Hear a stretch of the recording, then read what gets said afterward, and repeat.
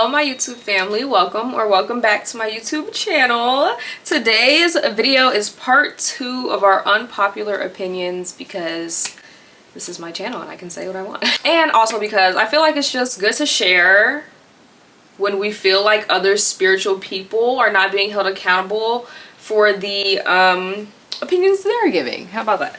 So definitely hold me accountable in the comments. Let me know if I missed anything. Let me know if you disagree with anything or if you very much agree with anything. Make sure to also like, comment, and subscribe, honey. Not only for more content like this, but I also have a ton of playlists out there. Fun stuff, cooking stuff, tarot readings, chats, channel messages. I mean, everything. Go check it out. I try to have it nice and organized for you. All right, so without further ado, we're gonna go ahead and get into our unpopular opinions part 2. You can check out part 1 wherever it is. But just like before, we will definitely put the link in there for you to go check that out and read it yourself in completion, if you want to do that. All right, today we have 7 unpopular opinions to get through, so let's start with number 1. I think this one a lot of people will actually agree with me on. I just don't hear people vocally saying it often, but people definitely use spirituality as an excuse to be materialistic. People use the excuse of alignment and manifestation and time warps and quantum jumping. They use it all to get stuff. It's all about money and stuff. When we know spirituality is definitely not just about stuff. If it's about stuff really at all, it's about you becoming so knowing and aware and in line and in alignment with yourself that those things just come with ease. Versus what I feel like everybody's doing, which is I'm learning how to align, so I'm gonna align with those things instead of my highest self, which already has those things. You feel? Aligning with the things and not the energies and not the emotions and not the, yeah. Y'all see that? That's therapy. That's therapy. I manifested therapy. Y'all see my therapist calling? I manifested that. I don't just ask for the material things. I manifested my camera. I manifested my DJ board. Yes, that's awesome. But I also manifested my mental health, my emotional health, the progress in my relationships. It takes a little bit of work. It takes a little bit of effort. And just like you can manifest the things, you should also be manifesting the feelings and the experiences. Okay, part 2. We'll see how y'all feel. I'm gonna just read it how I wrote it down, okay? If you're using spirituality to put yourself on a pedestal instead of better understanding other people, then you're probably using spirituality for ego-fulfilling purposes.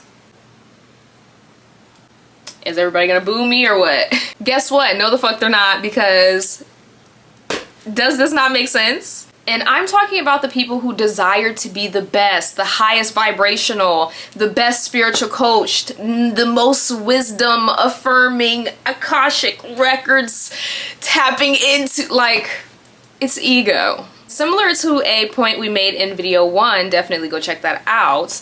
Similar to that, it also brings up this topic or this points of, okay, are we doing these spiritual things for the right reasons?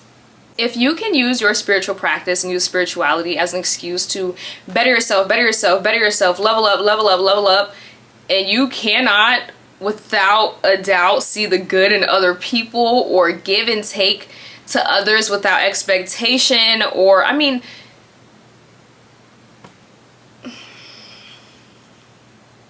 another way people are using spirituality as an excuse to behave how they want. And I'm not saying that nobody's done it and that we all haven't done it at some point, whether it's intentional or not. But we all also know that there are people who are doing it consistently and doing it purposefully. Speaking of doing things purposely, let's go to number 3.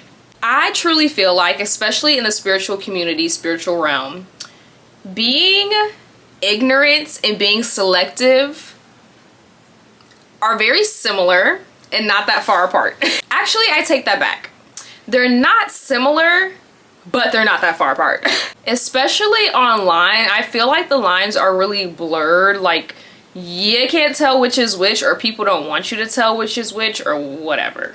For example, you can elevate spiritually and still acknowledge and have opinions on political topics. You don't have to necessarily acknowledge it frequently or acknowledge it directly, but ignoring it is ignorant. An example of being selective versus ignorant. Or for example, just like in video 1, we talked about the difference between our love and light practitioners and our dark and light practitioners, I guess. Similar vibe, right? Being selective about what they choose to share versus being ignorant to what they're sharing. I don't know, y'all let me know what y'all think about that one especially. I'm very interested to see what my family has to say about that. Now, on to number 4. This one is specifically because I read tarot. I feel like people definitely don't know or don't care to know or understand the difference between tarot readers, intuitive readers, oracle readers, divination readers. Like, they don't care. They want you to read their future and tell them that they're gonna get what they're wanting, and that's it. I feel like you can really tell the difference in how they interpret. I feel like tarot readers will use the same words and phrases and scenarios to describe the cards because they're reading the card. But intuitive readers, I kind of describe myself as an intuitive reader. Intuitive readers will see the card, feel an energy, and describe the energy and not just the meaning of the card. They'll probably describe both, but that's the difference, right?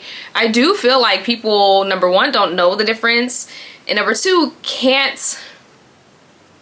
I feel like they're not taught the difference. That's why they can't tell the difference. For example, I saw someone on TikTok talk about this other reader on TikTok who she was reading cards and she was channeling Oshun.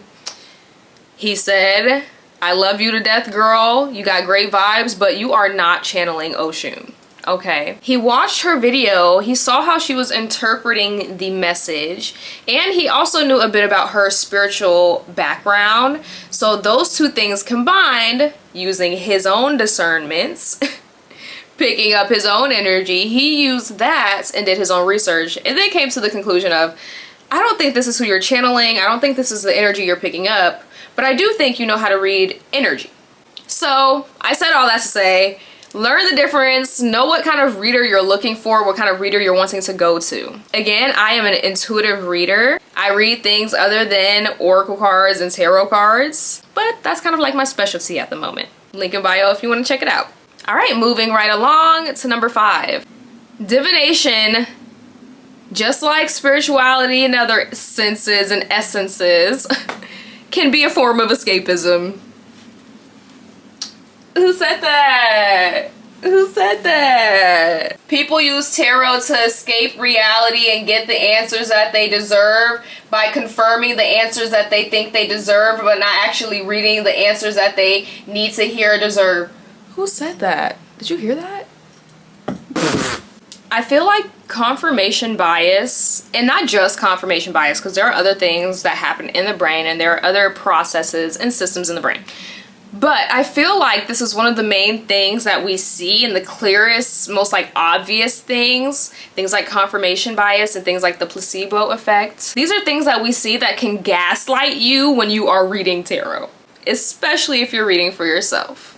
Another thing about reading tarot, especially for yourself, is that you need to know the difference between getting confirmation and getting guidance. You could be asking questions every day and pulling cards, confirming energy, and not getting any next steps, not getting no planning, no structures, just things you already know. So if you're a tarot reader, or if you go to a tarot reader, make sure you understand how they read and their vibe and all of that jazz. And don't worry, don't be alarmed. I feel like it's easy to tell when people are using tarot as a form of escapism because how they interpret cards, the way they read, but also the questions that they often ask. So be mindful, it might be you, it might not be. Comment below what you guys think of that one. Yeah. All right, next we have number 6. In the same way, tarot can be a form of escapism. In number 6, we're gonna talk about how tarot can be a form of avoidance. We're talking about all of it. Tarot can be a form of avoidance. Spirituality, I feel like itself can be a form of avoidance. maybe avoiding things in the physical realm, using the spiritual realm to escape that. And we see that, we can go on and on about examples of that.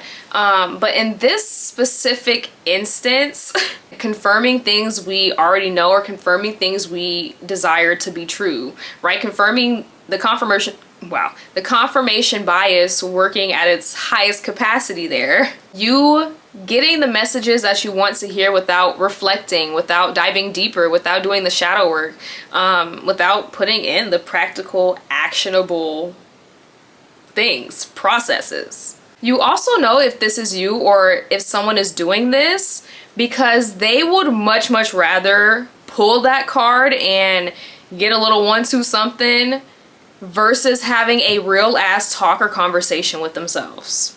This is how we know. This is how we know if you are using spirituality to avoid anything. If you are not using the benefits of what you know spiritually and energetically to dive deeper and get rid of shit.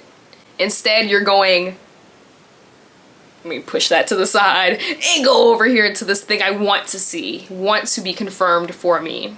So make sure you have a good balance of tarot, meditation, journaling, whatever processes feel good to you. Make sure tarot is not your only avenue. Spiritual psychosis is real. Last but not least, number 7.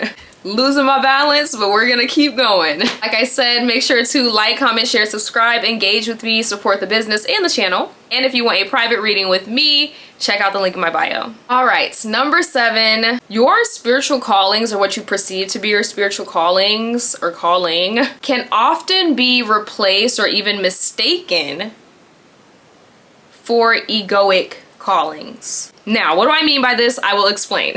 This is understanding the difference between what your desire is coming from, where your desire is coming from, where your purpose is coming from. Are people truly called to heal? Are you truly called to do good by others? Or are you called to accept this form of validation? Are you called to be applauded in this way? Do you just desire the recognition from this action or behavior? Or do you feel like this action or behavior is something that you need to do no matter what? You know this is true when it's all about what someone can get from or out of their gifts and their spirituality versus just having this deep sense of connectedness and oneness with themselves and their spirituality. There are a lot of moments that you're going to have where your ego is taking the lead. Sometimes it's necessary. But the biggest part of this one is understanding the biggest, kind of like the bigger picture here. Is what the bigger picture I'm looking at made out of this high quality paint, which would be my highest vibrational calling? Or is this made out of the cheaper but brighter looking paints? The more egoic, I do this for validation, I do this because I want this. You feel me? So yeah, that's what I have for you in part 2 of Unpopular Opinions, child. Woo!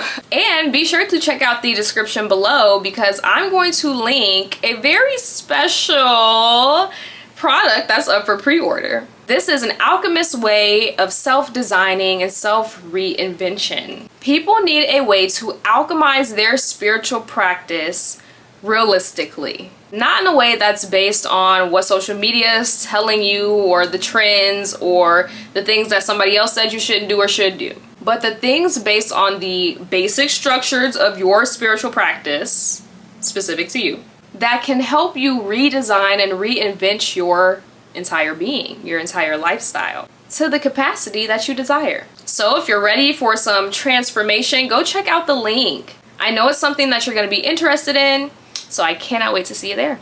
Make sure to like, comment, share, subscribe, all that jazz. I've said it enough times in this video. I cannot wait to see you in the next one. If you're interested in tarot, be sure to check out the description below. Come get a reading from me. And if not, I cannot wait to see you back here on my YouTube channel. All right, I'll see you later, I guess. Bye.